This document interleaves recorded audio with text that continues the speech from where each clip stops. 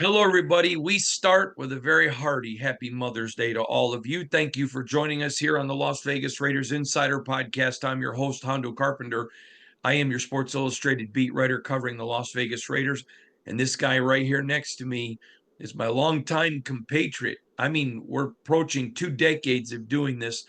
He is a terrific attorney down near the Buckhead, Atlanta area of Georgia. He is an absolutely top flight journalist. Great job. And we have him in every week to help me cover the Big Ten. We are all in on the Raiders today. We are all in on the AFC West. We got so much to cover. Let's bring him in. The great Johnny Shop. Johnny, how are you, bud?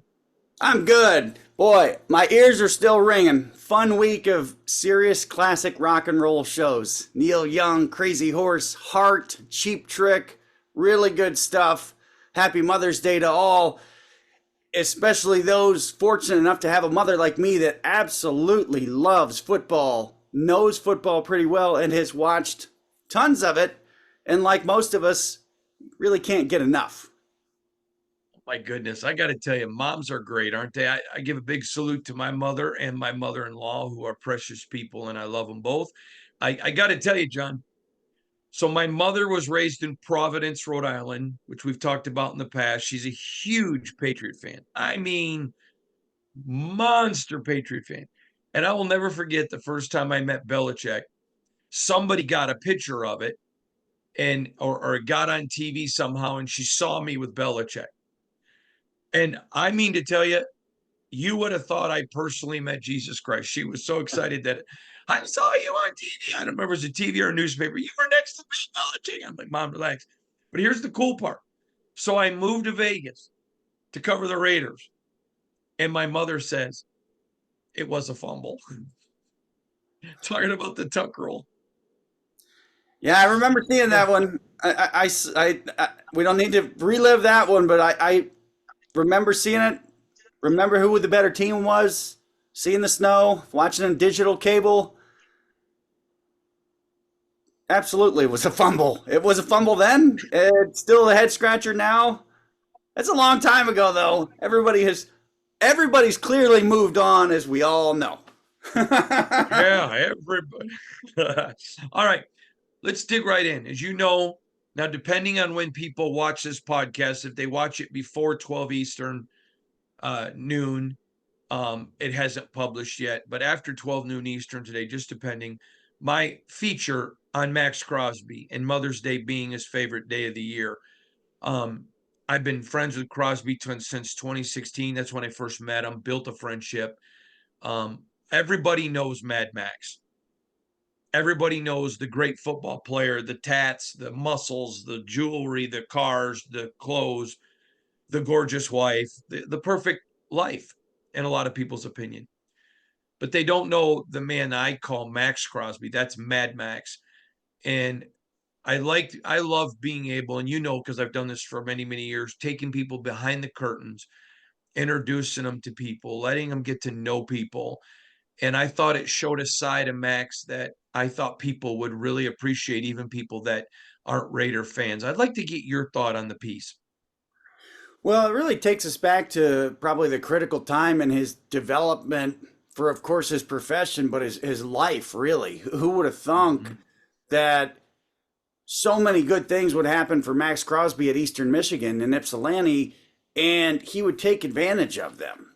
You know, you look at it now, access to really great coaching at the right time, matching that with the desire, a will to prepare, a willingness to do some of the things that a lot of other guys more talented than him in the MAC, let alone the state of Michigan playing college football, wouldn't do.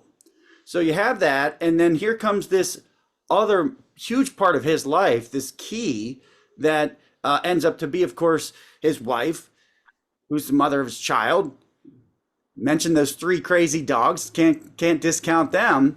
So what we have here is an article that kind of gives us a more full picture, and it's going to be something that gets people's attention, even in the state of Michigan, who are right down the street or on the same team as Max Crosby, saying, "Oh wow, yeah, put all this together now." So it does give a pretty good idea of who else Max Crosby is, and some of the things that have kind of enabled him to get where he is. And you have to give him a lot of credit for making the most of his experience at Eastern, the most of the shot that he got. He didn't get a bigger shot down the road in either direction. The area I love to call the college football triangle between Columbus, East Lansing, South Bend. You've also got Ann Arbor in there. So here's a guy surrounded by the biggest names in the sport, and he didn't get a fair shake necessarily. He doesn't get offers to play at those places. What does he do with it? That's really the great story of it. I think that's the great part of the American ideals here, is a guy that found his way, cut his path. He recognizes and extraordinarily appreciates all the good things that happen in Ypsilanti. And now you've got a real peek into, this is a guy reaching the prime of his career when the physical skills, attributes, twitch muscles, all that stuff is still right there. And you've got a match of all that playing experience, how to mess with guys' heads, how to line up, how to throw an offense off, real serious advantage. So it's a nice picture, and this is a great time of year to look at this kind of thing for any player. It's not necessarily something they want to do, I think, when the bell gets rung. So it's a good one. It's one people should look at, and it does give us a bigger picture of how Max Crosby got from where he was, what happened to him at Eastern, and what he's done with it since. And he continues to refine his craft, and all signs point towards another really, really good season for a dominant player who's also got a separate side of life outside of his work. Yeah, I think it's really, really cool. John, I want to turn to Coach Tom Walsh. He's a legendary NFL offensive mind, Super Bowl winning coach and coordinator, assistant coach and coordinator, widely respected around the league. And he spent the last 2 days on Friday and Saturday on our podcast and was nothing short of brilliant. We talked at length on some subjects that you and I have been hammering on. And I want to refresh those with everyone, because you and I have been talking about some of this for a couple of years, some of it for a year. First, we addressed Roger Goodell wanting to get to an expanded, start eliminating some more preseason games and making the season longer, 18, 19. He thinks that Roger wants to go to 20 and get rid of preseason. I shared with him what players have told me, that they're going to have to expand the roster. They have to. And just some, we've talked about expanded roster, adding a bye week and all that. And he just said that without an expanded roster, it makes no sense because of injuries, something you and I have hammered. What did you think? I mean, to hear, it's one thing for you and I, a couple of media idiots, to have an opinion. But obviously, one thing that's different about our podcast, we try to draw our opinions based on what the people in the game feel. And that's exactly what he did. He lined up with us perfectly. What were your thoughts on that? Well, you have a perspective of a guy who's worked in and was been around the sport for a long time. So we'll take it back to the 40 bulk years. Yeah, and the bulk of it in the 80s and 90s, really a different sport back then. So many different things, from free agency, size of players, development. The idea of a plan B free agent was something that the Washington franchise was huge on during those years. Really different sport. I tend to put more value in the perspective of people that were in that arena than I do of, say, the average fan that just wants more and more. Look, we all love it. Or somebody that really is interested in the NFL because they like to gamble on it. They can not really care who wins. They just want to be in the mix.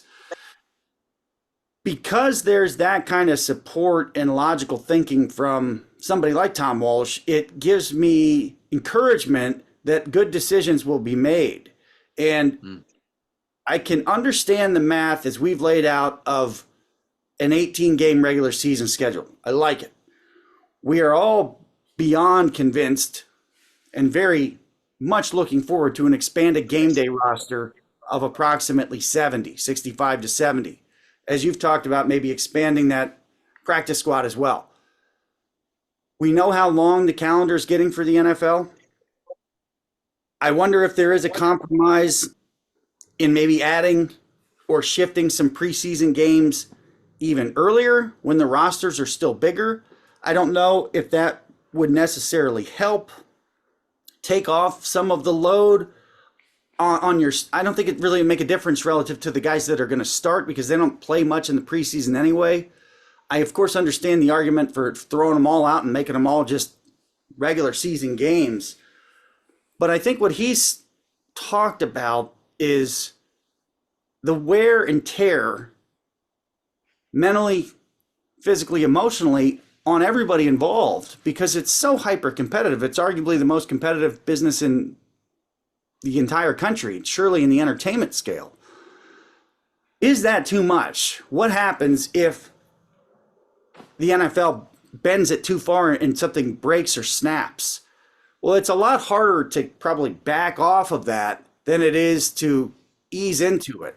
So I hope that the people who are thinking about these things really consider the opinions of folks like Tom Walsh, Tony Dungy, etc., when they make a decision that is going to be extraordinarily impactful on 1,000 or so players and hundreds of other folks beyond that. It's just always keep in the back of the mind what Mark Cuban said about the NFL a long time ago. Pigs get fat, hogs get slaughtered. And I've heard Jay Leno also talk about you want your career to simmer. You don't want it to boil because then it'll just go up in the air and go away. I would think 20 games is really a bright red line. I would be curious the reaction inside the sport from the people at the top of the sport if somebody floated 20. I would think that's way too much. Yeah, I think 18 is the max. Now, I don't know if you noticed it last week when I did Q&A. One of the people commented that your idea of taking and expanding the season every seventh year, then the Super Bowl would fall on Valentine's weekend. And this person had a very valid point when they said, don't you think the NFL's ruined enough relationships that every seventh year it's going to fall on Valentine's weekend? I thought that was pretty funny. In a way, sure. And one of the reasons you want a perspective of like a Tom Walsh is he was involved in the game when it was not the biggest and most popular form of entertainment in the country. So it's you got to acknowledge that. It's like, hey, I understand what you're saying, but this is really different. So yes, ruin some relationship. Yes. Also at the same time, the single most popular form of entertainment in the country. So it's probably helped more than it's hurt. I think everybody likes the idea of the Super Bowl ending on President's Day weekend because it's kind of a holiday or a real holiday for the country. So we're all in favor of that if they're not going to move it to Saturday, which some of us have wanted for years. John, I want to, I don't know if I want to, I don't want to change the subject, but I want to go back to Raiders specific for a minute. I think our team here at Sports Illustrated Las Vegas Raiders coverage, whether it's you on the podcast side, our writers, I think we've offered exceptional coverage to our readers. I think it's why we're growing so fast. But we talked about how the Raiders did not see any scenario that Brock Bowers would fall to them at 13. None. There were, as you know, because you've been with me now for 2 decades, I have always used the term dude. And in the NFL, when it comes to the draft, a dude is a can't miss prospect. I don't remember a draft where there wasn't at least one dude, but someone did tell me there was, so I reserve the right, could be wrong. And I don't think I've ever seen more than 6, 7, 8. I mean, it's a very small number. These are guys that there's no concerns medically, there's no concerns off the field, there's no concerns on the field. Their work ethic, everything about them, they are a can't miss prospect. In baseball, they'd call them a 5 tool, I think is what they call them. And there were 3 dudes in this draft: Joe Alt, Talise Fuaga, and Brock Bowers. And I had mentioned that the Raiders saw no scenario in their mock drafts where they were going to get this kid. Now, I took some criticism, and even some other media reported, oh, that's not true. Okay. And then, well, today's Sunday. Then Friday, Antonio Pierce comes out and says, yeah, we were shocked. We had no idea the guy was going to be there. For the Raiders to have stolen him at 13, did they need a tight end? No. But Brock Bowers isn't a tight end. He's a generational talent that does everything. If I was told that he gained weight, he would have been the number one offensive tackle pick. That he blocks like Tulise Fuaga, really mean. If he had gained a little weight, he would have been the number one running back because he still runs running back. He was the number one tight end. He could have been the number one slot receiver. I mean, I went through and they named me 3 or 4 positions he could have been the number one guy.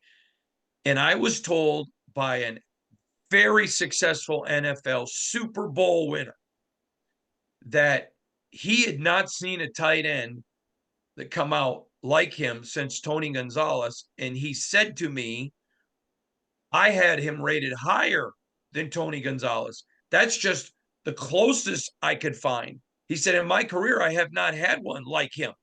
Tony Gonzalez is the closest, and I had him higher rated than Tony Gonzalez. You don't let generational talents go by. How big of a deal was it for them to get Brock Bowers? It looks huge. It looks huge. And when we talked about it on our little show, I was looking through the numbers and looking through the draft, and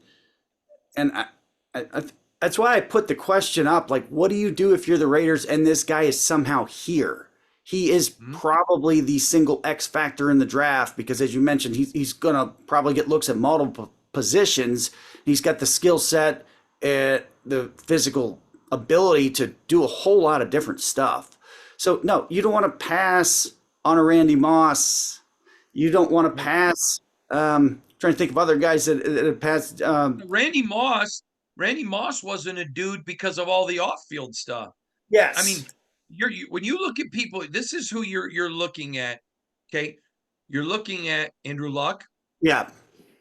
Peyton, and even with Peyton, Peyton wasn't even a dude. I guess you can't even put Peyton in that.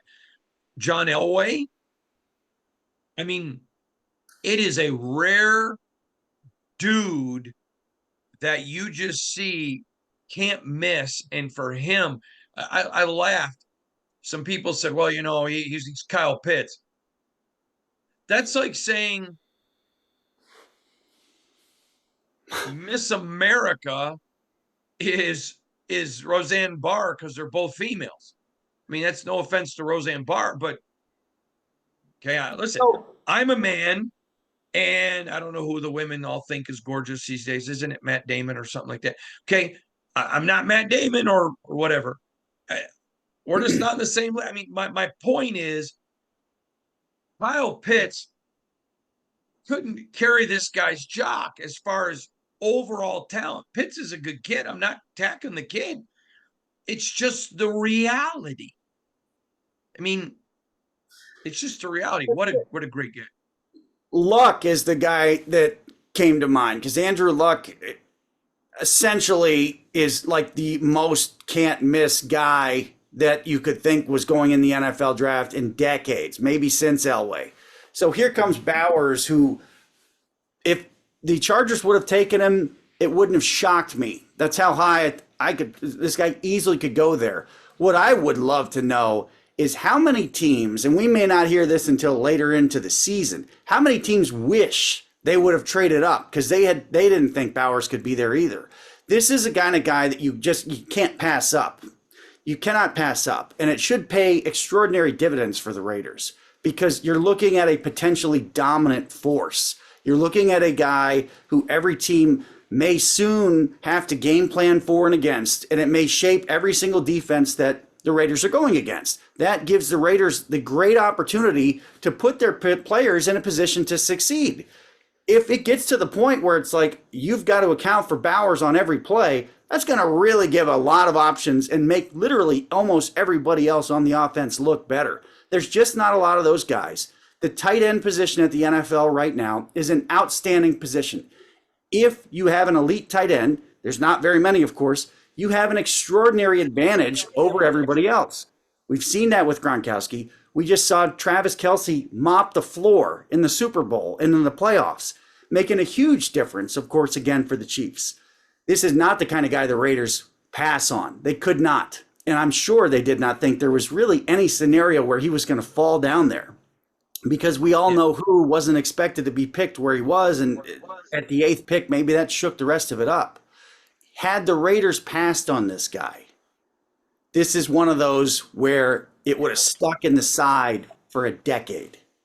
That's what I think we're looking at. This is one that if they would have passed on and taken if they'd have taken anybody else, I have a bad feeling people would have been like, right there, that's where it went wrong in the 2020s. So I know of 3 teams that were trying desperately to move up to get him. And here's the other one. Everybody thought he was going to go to the Chargers because Harbaugh loved him, and Harbaugh loves tight ends. But in the end, the decision came down to, here's 2 generational dudes, and one of them's a left tackle, which is more valuable than a tight end. And they had to select them. So nobody saw him being there. And then the amazing part is, we talk about bad drafting teams. There were some big offers made to move up to get Bowers, and teams stayed where they were to pick guys that they could have slipped just a few spots.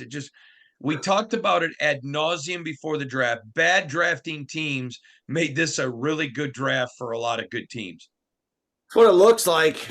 It's what it looks like. You look at some of the classes the better drafters have coming in. You look at some of the needs that were addressed. The Steelers' offensive line stands out to everybody on paper. It's like, okay. And they love Jackson Powers Johnson. They were going to take Jackson Powers Johnson, but like with the Raiders with Bowers, someone drops. It was phenomenal. John, this to me, I'm going to give you a couple of examples, and I'm not going to name the teams, although you will know, but I can't break confidences. The very best drafting teams shrink their board. Now, let me explain what I mean by that. I've heard people say, well, do they have 1,000 guys on their board? Do they have no? And so the reason they do that is this, and then everybody's ranked, is because, all right, I'm not going to pick a guy in the 7th round. If I don't have anybody on my board, I'll just trade those picks. And I know of multiple teams. So multiples, 3 or more. It'd be a couple of us 2. Multiple teams that had players with 5th round or better grades still on their board in the 7th round. And there was a mad dash. People trying to grab 7th round picks to get some more of these guys. Multiple NFL people, multiple teams have told me it was probably one of the worst drafts as far as teams making poor decisions, but deepest drafts for good drafting teams, of which the Raiders are one now. Yeah, and circling the wagons again, that's why we talked about Bill Parcells, where he got his ideas of drafting and grading. We talked about Jimmy Johnson, what they've done to really shrink their boards. And when you hear things like these guys' board, there's still guys left in the board, in reality, some people just miss. I think we underestimate how often people just get it wrong. They just get stuff wrong, including, wow, we totally misevaluated this guy, because if we take Parcells' example of, there's certain factors and attributes that guys have to have for size, speeds, agility, that type of stuff. And there's very few exceptions. And if this exception has really got to be a real strong reason for it, you see a lot of guys drafted and you wonder what happened there. Did the team not have the budget to do the homework? Did the people in charge not ask the right questions? There's some strange stuff that goes on, and there's going to be some strange, pretty quick deletions. And it's a time you see this person's been cut or practice squad, and it's like, oh, it's a 3rd round pick. It's not that big of a deal. It is a big deal. Those things start to add up. They really start to add up. What I look at is how many of your first 3 or 4 rounders do nothing for you, and then how many do you essentially replace with a late round or an undrafted free agent that turns into be a real starter and a real contributor to your team. There are some teams that have a long way to go. They have a long way to go. And so there's a couple that I look at and I'm like, if they would have traded a significant number of picks to take a Brock Bowers, they'd have probably been a whole lot better off because they'd have had a guy they can bank on. There's some guys that were taken who I saw play against other guys, and I'm like, I not necessarily think that guy had an NFL future. There were some reaches, like you said. Those who reach in the draft historically don't do well. If you're reaching at the top, look out. You know what I mean? It usually doesn't work too well. The proof is in the pudding. Well, the pudding is coming. It's coming for some. And yeah, this may be a draft that sets some franchises back in the middle 20s. Yeah, so Shannon and I are getting ready to do a little mini vacation coming up before training camp in July with another NFL person and his wife. So we were all, the 4 of us, on a call the other day. We're trying to figure out where we're going to go for this little vacation. And somehow we got on the draft.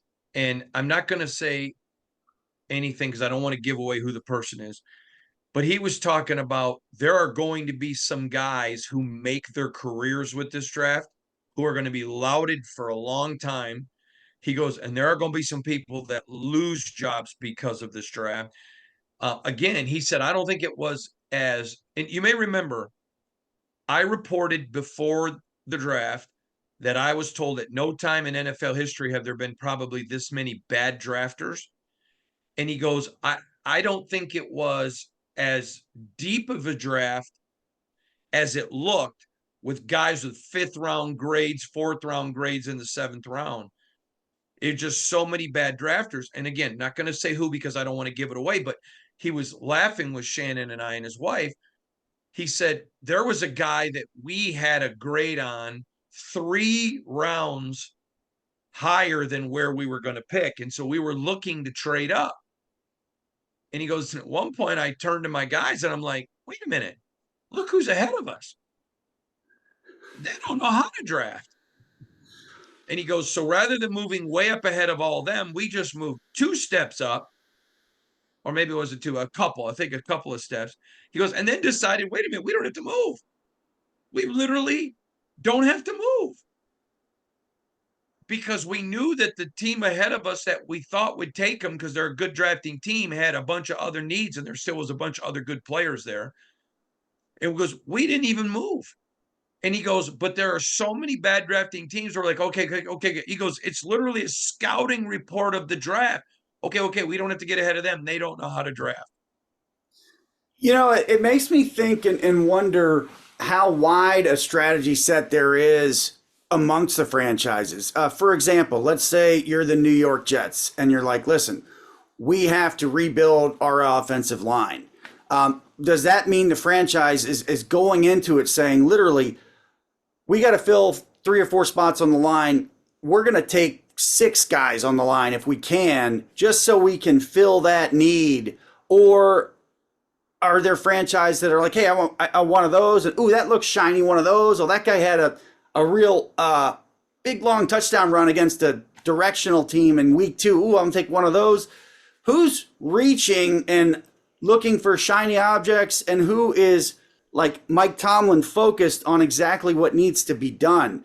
Sometimes when I'm looking at the draft boards, when they're done, it's like, all right, what did these guys actually do relative to their actual needs? And then among those, who maybe whiffed by taking a guy that physically is never going to match up, or for whatever reason, teams were like, this guy doesn't appear to be able to grasp some of the playbooks, some of the concepts. We don't think he's going to get there. So we got to have him way down here because he's special teams at best. He's not going to ever be a starter.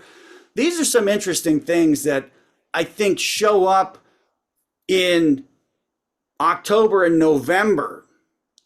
Sometimes you're just like, this rookie's coming on. All of a sudden, this guy's starting. He's contributing. He's making tackles for a team that's in a playoff hunt. Track it back to, wow, he was drafted that low. How did that many teams miss on that guy? Well, you're just identifying how a third maybe of the league maybe doesn't have a real good handle on how to draft very well. All right, John, I want to get to some other issues I think are important. Kelce acting again. Listen, folks, I don't understand why people don't get this, but encourage you to check it out if you can. Travis Kelce has done some acting with John C. Reilly, who everybody loves, and Fred Armisen, who a lot of people love. He did a little bit of this show that they did about training to go up in space. This is before all of his commercials that we saw last year. I think Travis Kelce has a desire to act in the future. Without any doubt. That's why it wouldn't have shocked me had he retired for a year after this last Super Bowl to move out west to see if he could act. Obviously, he wants to continue playing, but we're going to see more of Travis Kelce acting. He has some skill. It looks like he's done some training with it. This is not a huge shock that he's going to get on TV again with the announcement that he's going to be jumping into a cast of a Ryan Murphy show, which is some kind of show. The point is, Kelce's acted before. If you haven't seen it, check him out in that, I think it's called Moonbase with John C. Reilly and Fred Armisen. This guy's going to be on TV for a long time to come.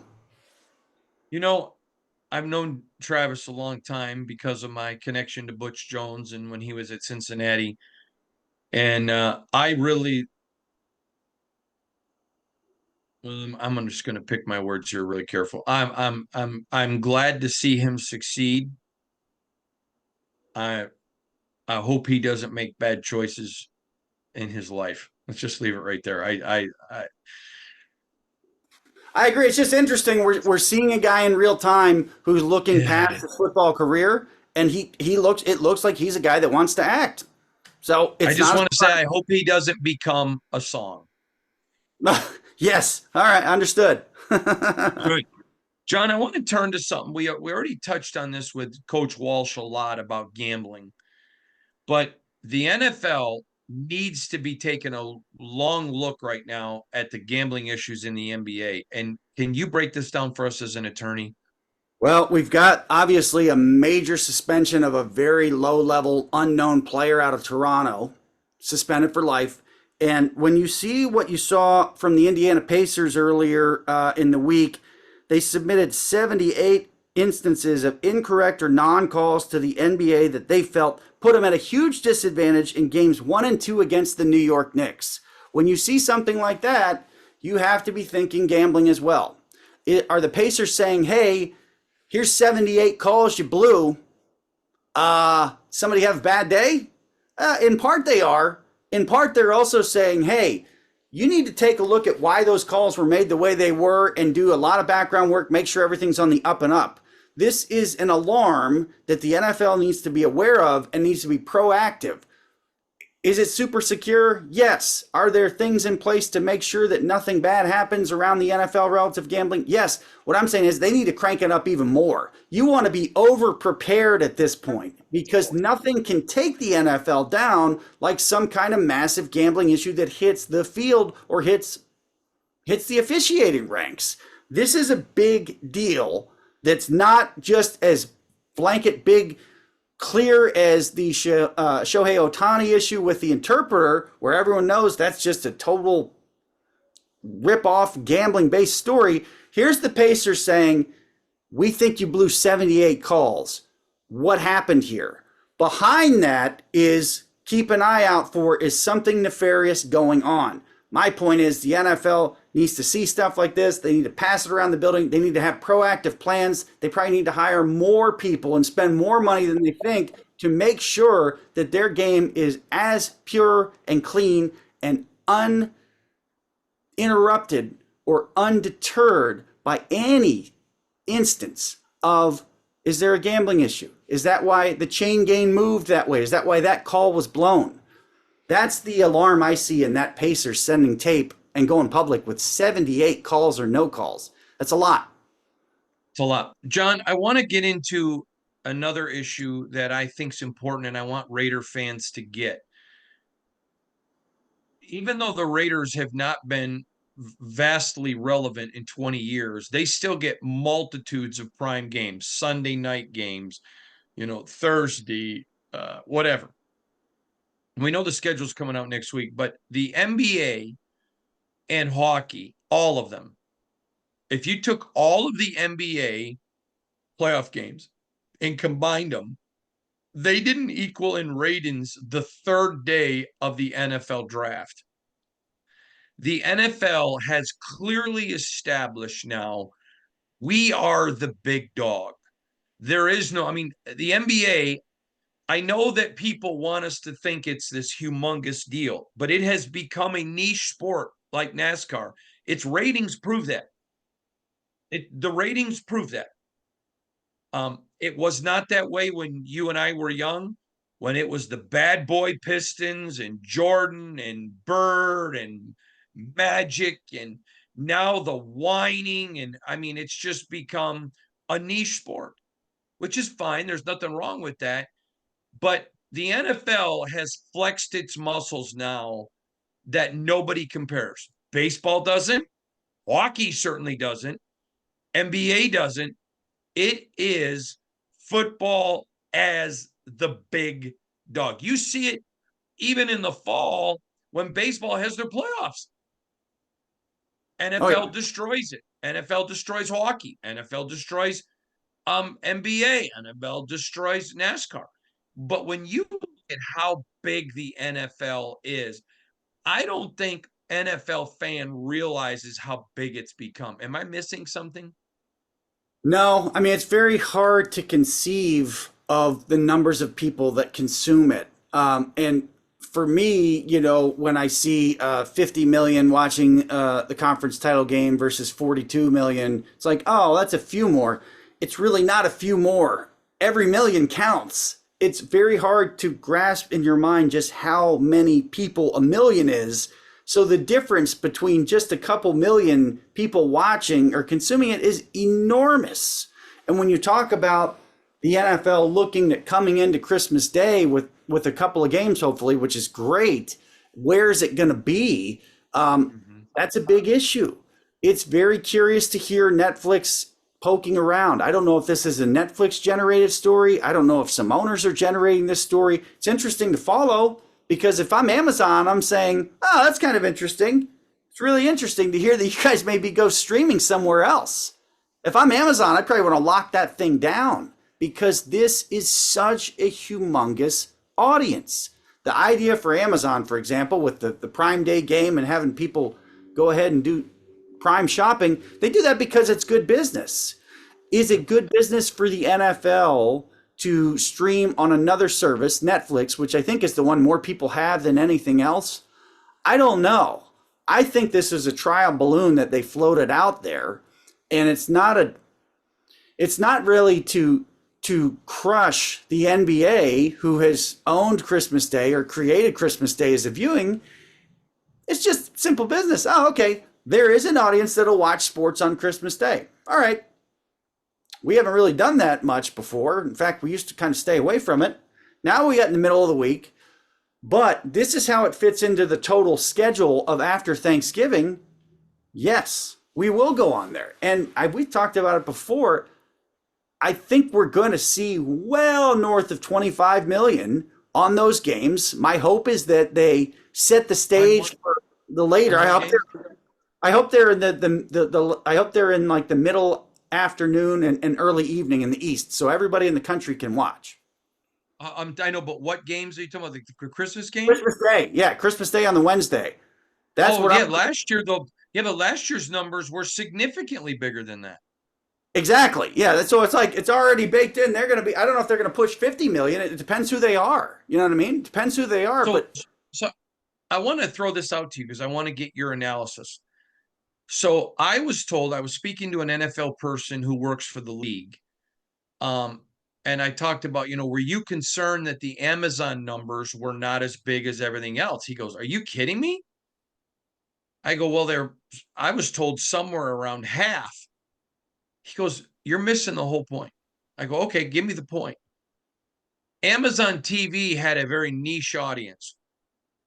The moment all of a sudden people start buying Amazon accounts because or Amazon Prime accounts, my wife handles all that. I don't, but I have it. I don't know how I don't pay for it. I get it for free somehow. But he said all of a sudden people started opening Amazon Prime accounts. All of a sudden their other programming amount of views went through the roof. It did more for Amazon than probably any of the regular terrestrial markets. He goes, now everybody wants in. And he told me this. He's an older guy like us. We're not old, but older. He said, do you remember when Fox bought it? And everyone goes, why would you let a cable? But they bought it because of all the eyes it brought to Fox. He said, it's exactly what it did with Amazon. And this guy from the league told me, now every streamer wants in. I'll tell you what's amazing for me. I don't have Dish or Direct. I don't have cable anymore. I buy my Wi-Fi because I use such high usage. I have but I got YouTube TV and Netflix. Oh, and the Amazon thing. And then I think for our phones, we've got Apple. That's where I watch Ted Lasso. But my point is ESPN doesn't even figure in anymore to my thinking or relevancy. The TV world is changing now. John, I got to tell you something. So the other day I wanted to see an old movie. We don't have Blockbusters anymore or family videos anymore. So now my kid Duffy grabs his phone. What network can I watch this on? Pops up. I happen to have I think it was Amazon, but it may have been something else. Rent for 99 cents. Click the button. How we watch YouTube is booming. Pat McAfee, God bless that guy. With all that he's done for media, it's completely changing, isn't it? It's changing in real time. Some of us and some folks out there are probably following on a daily basis right now what's going on with Paramount, what's going on with Warner Media relative to the NBA, what kind of merger are we going to have, what kind of more mergers are we going to have. We know Hulu and Disney Plus and ESPN are they've already been a bundle, but they're coming together. In some ways, it feels like the whole thing's going to go in a circle. Give me a big bundle and call it cable. This is a huge challenge. ESPN talking about a standalone, but also talking about some kind of conglomeration of for sports. It's wild. Sports is one of the only things people are watching live right now. And the broadcasters and the advertisers, they're going to have to figure out how to handle it. Netflix just came up with a huge deal with WWE. Yeah, and obviously that's why somebody is floating a trial balloon about them getting these NFL games on Christmas Day. It's all changing in real time. There will be blood. There will absolutely be blood. There will be eliminations. And that's okay from a consumer perspective if we can relatively get more, get it easier, and get it at a better price, ideally. That's the thing that concerns me is what's going to happen when the big money, if there's not big money, some of these sports are going to get a massive reality check. You could see it. Yeah, like pro golf looks like it's asking for a massive reality check and a haircut. There's going to be another pro sport or two that's going to stumble. We saw the NHL stumble a couple decades back and really put itself back when ESPN was the king and they divorced with ESPN. Now ESPN looks like it's on the ropes a little bit. It's going to be spun off of Disney. How exactly is that going to work? How much are people going to pay? Are you or I going to pay? We pay like $6 a month for ESPN now, most profitable network in the history of television. Are we going to pay 10 or 20 bucks more to get some kind of glorified ESPN Plus? The only thing on ESPN that I watch now at my home, now obviously if I'm out in public and it's on there, I can't do anything about that, but the only thing in my home that I watch right now and my family watches is Pat McAfee, and we watch that on YouTube. Yeah, and there's so much to swirl around here, but I do watch the YouTube TV numbers because that's one that's growing. I think it's close to 10 million subscribers now. They've got something people really like, YouTube. They've got something people don't like a lot of, the advertisements that are in shows like this. maybe that gives them an opportunity to say, hey, come on into this YouTube TV family. Here's a bundle we have where there's no ads on YouTube. You've got YouTube TV, you've got the Sunday ticket, and maybe there's more. There is change coming. It's coming really fast. It looks like it's bad for Warner Media and Paramount right now. It looks like it's potentially really, really bad. ESPN looks to be in peril. My eye is on YouTube a little bit and the Google folks to see what they do. What does the NFL ticket do for them? These are really interesting times as the massive landscape of watching broadcast television is being shaken up like never before, and the sports world is right in the middle of it because that is one of the few things people are tuning in to watch live. He is the one and only, a living legend, one of the greatest minds I've ever met. John, you impress me with your mind, the way you think. You're such a tremendous analytical thinker. It's why you're such a successful attorney. It's why you're a great journalist and just one of my best buds in the whole world. We want to wish all the moms a happy Mother's Day. Remember, you can follow me on IG when you go to @Hondo Carpenter, X when you go to @HondoSR on IG, and at X, formerly known as Twitter, @Hondo Carpenter. Read all of our articles, si.com/NFL/Raiders. Johnny, tell them how to find you on X. @JP Spartan. But folks, for my money, following Hondo Senior on Instagram, I like that one maybe the most. You do? What do you like about it? Be honest. Well, there's clips. The video clips come in with the text coming out. That stuff is great for me because it gives me a quick hit if I can't get to the full YouTube to watch or listen to the show that day, or it reminds me of something that I forgot. It's a neat variety. And Instagram is traditionally just a little more friendly and easier and happier to digest. So I don't just that one is the one I tend to lean towards, and I like how what I hate about IG, John, is I can't share anything. I love on Twitter, there's just a share button. Oh yeah, I don't know. I don't know enough about that. I think I've seen regram stuff, but I got to be honest with you, I don't think I've ever done one, so I'm not an expert on that. But another thing, bigger days may be ahead for Instagram. We don't know what's going to happen to TikTok, but we know we don't even talk about it, but that's the biggest website in the world right now, and in this country. The NFL's got to keep an eye on that, and I don't know if they're going to have any influence on what happens there. But there may be a way to do what you want to do on Instagram that neither of us know. So somebody's going to tell us or tell you, and then things going to get even better. But for my money, I like that. I like the Hondo Senior on Instagram more probably than anything. And I'm telling you, with what's coming with X, Elon's going to have his own telephones, shows coming to X. I got to tell you right now, everybody, we are talking about twice a week doing a live show, and we're trying to look at how to do it. Are we going to do it on YouTube? Or are we going to do it on X? We're looking at all that, so you never know. Twice a week, we're thinking about like a Tuesday and a Thursday night live show. This is all changing really fast. It's good that it's the off season. There's going to be a lot of fun. It's fun interaction. It's fun. It's easier to follow the Raiders than ever. It's arguably as exciting a time as there's been in the past. I understand the people like, hey, wait a second, I've been burned before. I get it. But as far as the ability to interact and understand and learn and hear what a whole bunch of different folks are saying and mix it up, this is stuff that as a kid I would have dreamed about when you're stuck with a few TV channels, really good newspapers, but unless you're calling sports radio in the early days, just talking to a handful of people around the playground. Now we have all these things. It'll all settle in.